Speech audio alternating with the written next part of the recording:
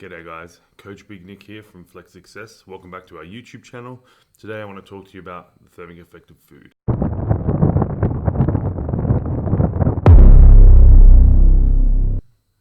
Okay, first of all, apologies for my face, rugby, fingernails, they don't really mix that well. But let's moving on to the thermic effect of food. So the thermic effect of food, also known as TEF, also known in some circles as dietary-induced thermogenesis or DIT, and even sometimes specific dynamic action or SDA. For the purposes of this video, it's going to be thermic effect of food, hence the title, and TEF. But if you ever hear someone talking about DIT or SDA, this is what they're talking about. Now, your TEF represents the energy, calories, that you need to spend to produce what you eat, to process what you eat. The TEF consists of two separate components, obligatory and regulatory. The obligatory component represents the energy required to digest, absorb, and metabolize your food, where the regulatory component represents the energy lost as heat. These can be manipulated. We're going to talk about this during this video, but essentially changing what you're eating, the makeup of that food can change the obligatory component, and your environment can change the regulatory component. So for example, because we don't really go into it any deeper than this, but the regulatory component, so the energy loss as heat, changes if your external environment is hotter or colder, or if the food you're eating is hotter or colder. So, in other words, your body needs to use energy to extract energy from the food you eat. The TEF represents about 10% caloric intake in healthy adults eating a standard mixed diet. Now, a standard mixed diet can mean a lot of different things to a lot of different people, but this is just the average based on the research that we're looking at. But the actual number of your TEF will depend on several factors, including lean body mass, total body mass, and the size and composition of your meal, as I've already alluded to. The bigger your meal, the more lean mass you carry, and to an extent, the more total mass you carry, because even fat cells, they're not inert, they still have a metabolic load on your body. So the bigger your meal, or the bigger you are, the more mass you carry, the longer you'll keep spending energy to process food. This is why in studies, TEF should always be measured for at least 5 hours after the meal was eaten. The composition of the meal matters because different macronutrients have different TEFs. For example, fat has a TEF of anywhere between 0 and 3% of the calories consumed. Now, 0% would mean all the fats are easily digestible and nothing really needs to be converted to be used as energy. The 3% side of that is talking about fats in different states. Now, some lipids are more easily absorbed by the body than others, and usually the absorbability of the lipids changes based on whether it's cooked, whether it's hot, whether it's cold. So these can change, which is why it's a range. Likewise with carbohydrates. The TEF of carbohydrates is anywhere between 5 and 10%. And that's depending on a number of factors, but also that's not including fiber. So fiber, you have insoluble and soluble fiber. Insoluble fiber will contribute almost 0 calories, but takes obviously a caloric load to move through the body. Some of the insoluble fiber can be used by gut bacteria, which then they produce their waste, which we can use as energy. So it's not 0 calories. There's no negative calorie foods that will give you less energy than what it takes to process it. Finally, we have protein, which is your biggest chunk of this, and that's between 20 and 30%.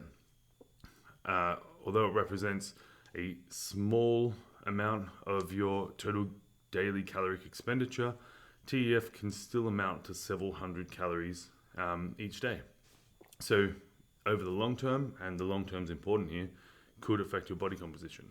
Now, you might think, judging from the numbers I just listed off, that increasing your protein intake should help you lose weight or diet more successfully, and that is true, but probably not because of the increased TEF, not directly anyway. One analysis reported that while protein was the only significant determinant of total TEF, every 1% increase in calories from protein was associated with a mere 0.22% increase in the total TEF. So based on these findings, if you were to double your protein intake from 15% to 30%, which is probably less than you should be having to somewhere in the middle of where you should be having, your daily TEF would increase by only 3.3%. So for each 2,000 calories you consume, which is a number that is easily overconsumed by many, many people, and it might be more than your daily total needs anyway. But for every 2,000 calories you consume, you'd be spending an additional 66 calories. That's it. That number can be easily offset by many, many different types of foods. A small apple would probably offset that, a handful of potato chips, but I'm struggling off the top of my head to think of any snack that you could have the entirety of for 66 calories or less. Now, that seems kind of insignificant. 66 calories can seem insignificant, and your body does burn more energy digesting protein than it does either carbohydrate or fat. Yet increasing your protein intake, as we've just seen, has a fairly negligible effect on your energy expenditure. The key here is, as I mentioned before, is long term. Now, by increasing your protein intake from what is probably too low at 15% of your calories to 30%, so just doubling your protein intake, which will probably take you into the recommended optimal range of basically anywhere over 1.2 grams per kilo of body weight. By doing that, burning that extra 66 calories a day, which again, over a day, not that big of a deal, but over 10 days, that becomes 660 calories, which isn't really anything to turn your nose up at.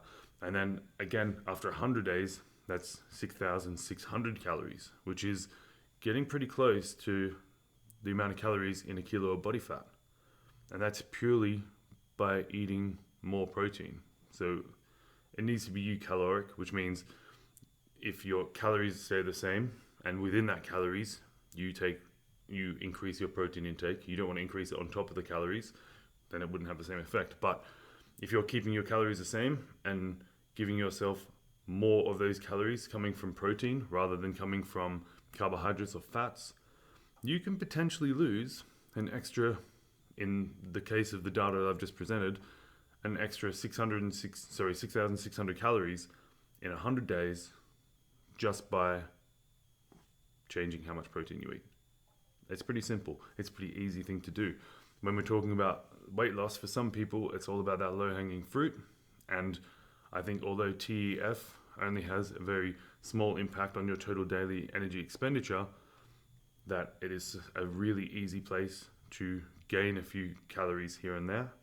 And then at the end of 10 days, 100 days, a year, you're looking at significant amounts of weight loss purely due to the fact that you ate more protein. Pretty easy if you ask me. So thank you very much for listening, guys. I really appreciate everyone who took the time to watch this video. If you want to check out what else we've got going on, you can check our social links below. Don't forget to like this video if you enjoyed it, subscribe, comment, all the YouTube stuff. Enjoy, and I'll see you guys next time. Ciao.